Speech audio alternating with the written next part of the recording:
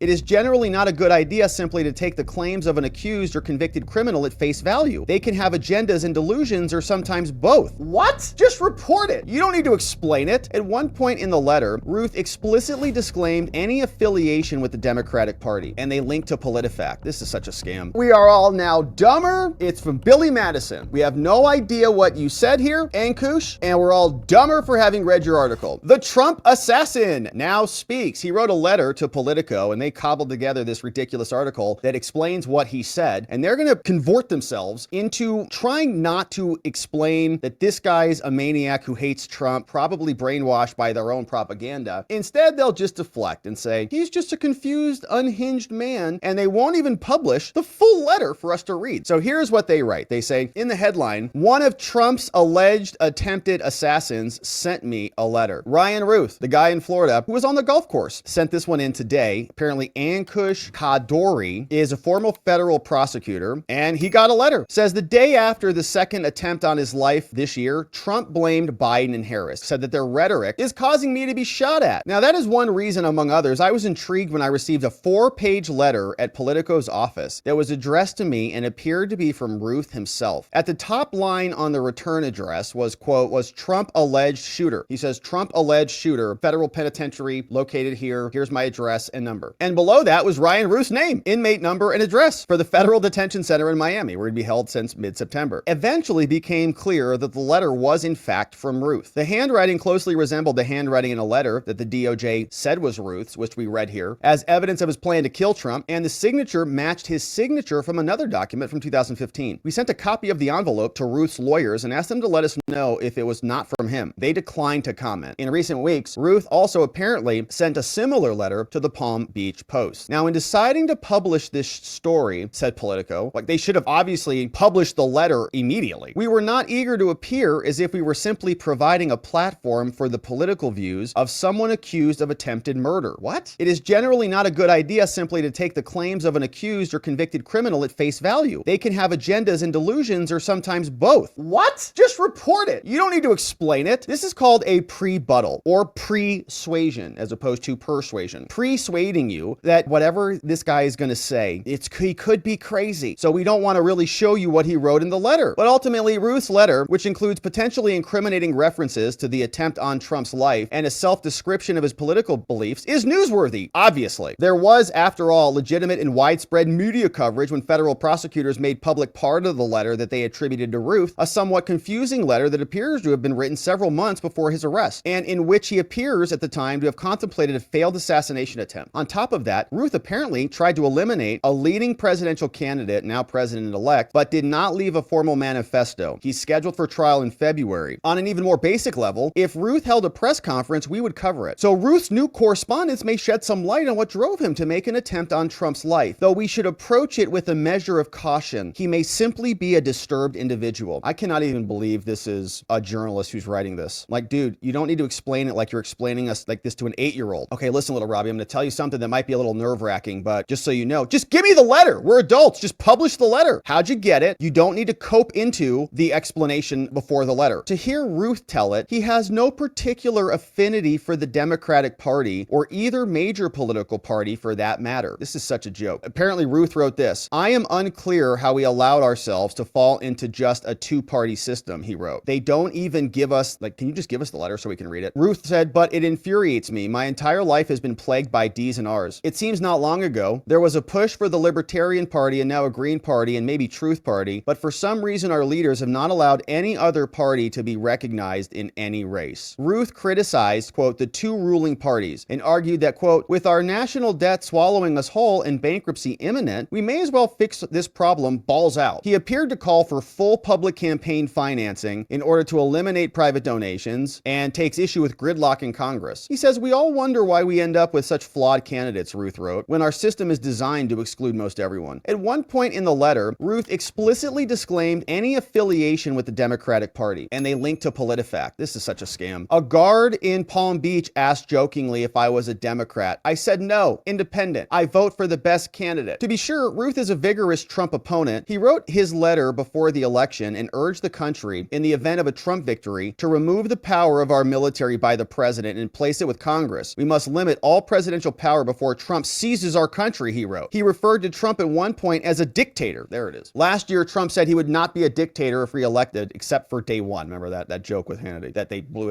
out of proportion. In the event that Trump lost, Ruth called on Americans to encircle the Capitol to prevent another siege on the Capitol like the one that occurred before. Except what, to stop Trump from coming in? At multiple points, he contemplated the prospect of another, quote, civil war. And they say, for the record, this is not a good idea, to put it as mildly as possible. Whoever wrote this, I'm angry at. Ruth referred to himself multiple times as the Trump alleged shooter, perhaps to avoid an explicit confession. But at one point, he linked himself directly to Thomas Matthew Crooks, the first person who tried to shoot Trump and did shoot him in the head. Crooks was killed on site by a Secret Service sniper. Ruth has been charged in an attempted assassination. Ruth described them, however, both as being ready to die for freedom and democracy. He was going to shoot Trump to save American democracy, just like they wanted on MSNBC. The letter continued with a short section urging people to vote against Trump and criticized him for having destroyed the Mideast. Wonder how he feels now that he's president-elect, Ryan Ruth. Ruth took specific issue with Trump's decision to withdraw from the Iran nuclear deal. He name-checked the JCPOA, blamed Trump for all those lives lost in the region. He closed with a call for an agreement to end the conflict in the Middle East. He says, we must demand that Israel stop their attacks and demand that all parties come to the table to find common ground. He urged Biden and Blinken to meet the new presidents for as long as it takes. He said, my fellow men, please demand peace. So Politico in this ridiculous article says, take this for what it's worth, which may not be much. After all, we couldn't publish the full letter, so we don't believe anything you said in here. Just publish it. Just scan it and put it online. But are the Biden and Harris to blame for Ruth's plot? Ruth clearly views Trump as a threat to democracy, which echoes a major piece of the Democratic case against him. That said, the only reference to Biden is made amongst the Middle East. He says, in the end, we can't know what may have driven an agitated mind to attempt a heinous act. We can't know. So confusing for him. Man, it's really complicated. Maybe if he can't figure this stuff out, maybe he shouldn't be writing articles for Politico. You don't know. You don't have to believe Ruth based on what he put in his letter. He's not exactly a reliable narrator, but you also don't have to take the word of partisan politicians, which is Trump, I guess. The only thing for certain in these polarized climate is that the debate isn't going away. This is one of the dumbest articles we've ever read on the show by Ankush Kardari. He's a former federal prosecutor at the DOJ. Anytime somebody, writes a piece like this and they're like, well, the only thing that we know is that we don't know anything. You're like, thanks. So what did you just write that article for? Thanks for your useless analysis and not even posting the actual letter. We know what the motivation was. He hated Trump. He was brainwashed to hate Trump. Said that Trump was a dictator and a threat to American democracy. The same narrative that people at Politico and all the other cable shows have been saying for months. And then when he says a letter, he's like, hey, I did it because you guys told me to do it. They're like, well, we don't know. Very confusing to us. Maybe we should write some more articles about how confused we are. We are all now dumber. It's from Billy Madison. We have no idea what you said here, Ankush, and we're all dumber for having read your article. Thank you for saying that you don't know anything about it and not even publishing the letter so we could help you. Put the letter up there. We'll help you figure it out. Thank you, K-Bean, for the Billy Madison reference. Gosh, ridiculous. All right, so they can't figure it out. We know what the truth is. Politico's having a hard time. Hopefully Ankush can get to the bottom of this.